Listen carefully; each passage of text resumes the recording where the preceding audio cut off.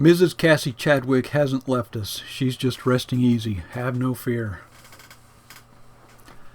So who was Mrs. Cassie Chadwick, and where was she resting easy in 1905? Everyone that I've talked about in this song before this was a millionaire by any common definition of the term. Most everybody, I think. I'm not sure about Teddy Roosevelt and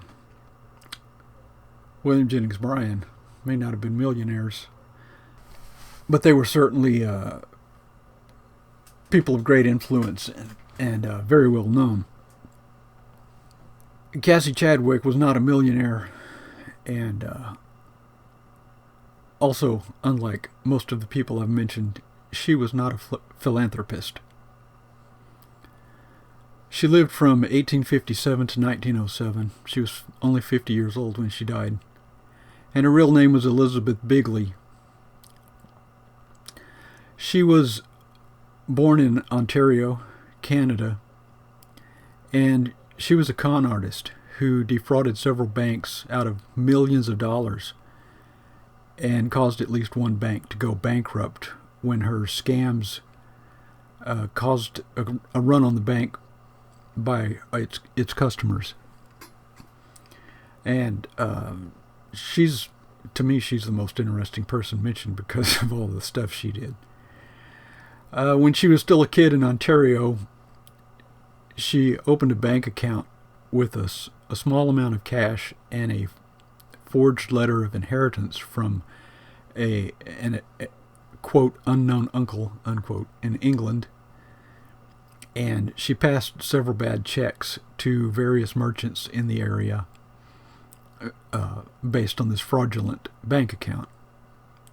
She was arrested for forgery, caught immediately and arrested for forgery, but because she was only 13 years old at the time, and because she was somehow deemed to be quote-unquote insane, she was released.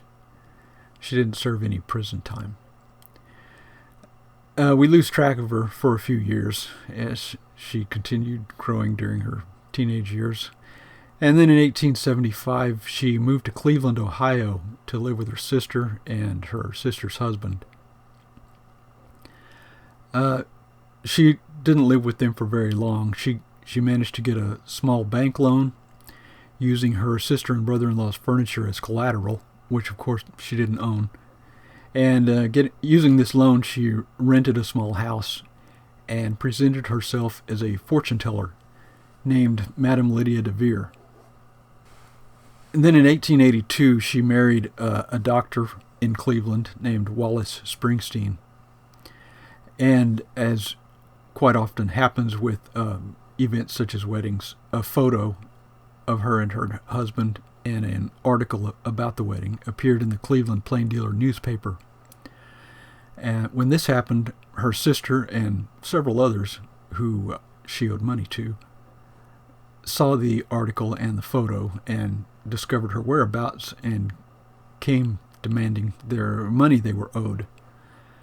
So Dr. Springsteen, who believed her name to be Lydia de Vere, discovered her true identity and her shady past, and he immediately kicked her out and filed for divorce. But he also settled up all her debts. So, now divorced, she went back to fortune-telling again, this time under the name of Madame Marie LaRose. And then under this name, she married a farmer from Ohio named John Scott. After 4 years of marriage to him, she filed for divorce, citing her own adultery as the reason for the divorce. In 1889, she was convicted of forgery once again and sentenced to prison in Toledo, Ohio. She was sentenced to 9.5 years, but she didn't serve the full term. She was paroled after about 4 years in 1893. After she was released from prison, she returned to Cleveland and opened a brothel using the name Mrs. Cassie Hoover. She met a wealthy widower doctor named Leroy Chadwick and presented herself to him as a genteel widow who ran a respectable boarding house for women, but Dr. Chadwick already knew that the place was a brothel, and he told her so. She feigned shock and surprise and faked a fainting spell and begged for him to take her away before anyone thought that she was responsible for it being a brothel. And apparently he fell for it, and they were married in 1897. And then during her time married to Dr. Chadwick, she had a son, which she named Emil Hoover, which the doctor, from what I've read, apparently may not have even known about, so I'm not sure how good of a doctor he was, but that's what I read. And her son was cared for by women in the brothel, so she may have been keeping up her business end of running the brothel even while she was married to Chadwick. The actual father of Emil is unknown. Maybe it was a man whose last name was Hoover, or maybe she just made that name up. At this point, it's impossible to tell. Another thing she did while married to Chadwick was that she forged a promissory note for $2 million with Andrew Carnegie's alleged signature, and then, quote-unquote, accidentally revealed to a lawyer that she was Carnegie's illegitimate daughter, suggesting the promissory note was given to her by Carnegie because of his guilt. She further told the lawyer that she had several million more in promissory notes stashed at her house, and that she was due to inherit hundreds of millions of dollars upon Carnegie's death. With this false information, she was able to obtain millions of dollars in loans from various banks, and lived a lavish lifestyle until she was caught when one loan was called in and she was unable to pay it. One bank, the Citizens National Bank of Oberlin in Ohio, was bankrupted as a result of her scam when its customers made a run on the bank after news of her scam hit the newspapers.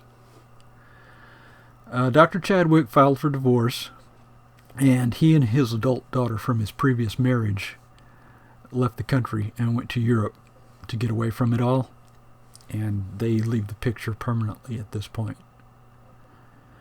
In 1905, Cassie Chadwick was convicted and sentenced to 14 years in prison and a $70,000 fine for conspiracy to bankrupt the Citizens National Bank of Oberlin. She began her sentence on January 1st, 1906. So when this song was published in 1905, she was somewhere waiting for her prison sentence to begin. She was imprisoned at Ohio State Penitentiary in Columbus, Ohio, and because of her celebrity status, she was allowed many conveniences that were not made available to the common prisoner. But unfortunately, her health deteriorated quite quickly, and she died in 1907 while still in prison. The mansion that she and Dr. Chadwick had made their home was a popular tourist destination for several years until it was torn down to build a church in 1920. Cassie Chadwick was the subject of a Canadian made-for-TV movie in 1985 called Love and Larceny, and another film titled The Duchess of Criminality was supposed to begin shooting in 2020, but I haven't heard any more about that. So that's who Cassie Chadwick was, really Elizabeth Bigley, and when this song was published in 1905, she was somewhere waiting to begin her prison sentence. So the writer of the song was optimistically projecting that she would somehow make a comeback, but she didn't. And that's the story of Elizabeth Bigley, also known as Cassie Chadwick.